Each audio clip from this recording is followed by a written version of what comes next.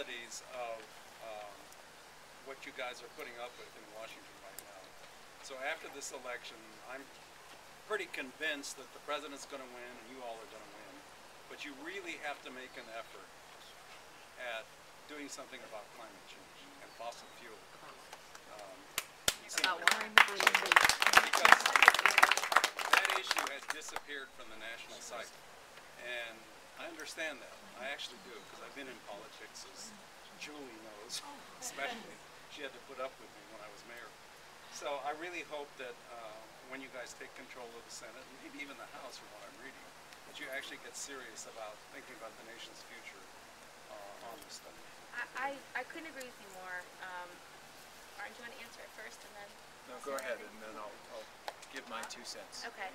Well, obviously Martin's background is going to be very useful in being able to debate these issues, and certainly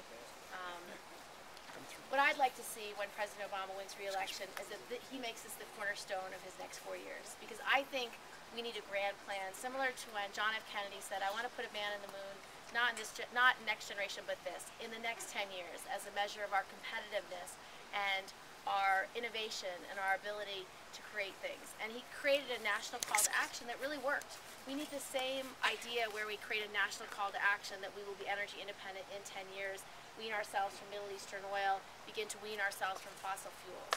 And without corn. If we do it in that way, it becomes a national measure of our successfulness, a measure of our competitiveness, of our innovation, of our entrepreneurial spirit, and a measure of who we are as Americans. And it achieves 2 important things. It achieves the goal of a national security priority. We have a national security risk because we are so beholden to the Middle East for our oil supply. But second, it's a massive economic opportunity. There's so much opportunity being left on the table because we are the inventors of fuel cell, of biofuels, of wind, of solar. All alternative energies are invented in America.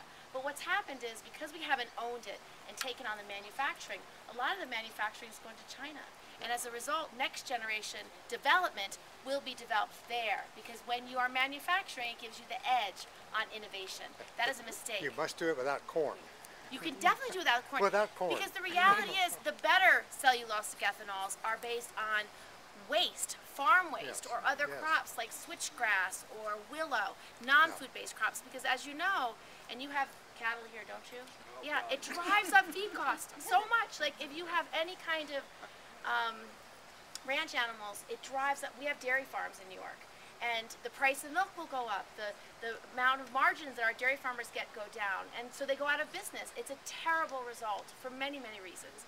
So that's what has to happen. It has to be that grand call to action on the presidential level, and then we in the Senate will have to marshal a piece of legislation that can be bipartisan, that could bring us together on a long-term plan. That's how you get it done. I couldn't agree more. And you know, as a engineer who in the early 90s was with a team of college students, we designed and built a carbon fiber solar car that we raced across the country from Dallas to Minneapolis. I mean, a bunch of 21-year-olds. If a bunch of 20, 21, 22-year-olds could do that 17 years ago, you don't think we're up to this challenge? You know, and if we do rise to this challenge, those technologies will not only be developed here, they'll be manufactured here, and we'll see the whole economic benefit of that.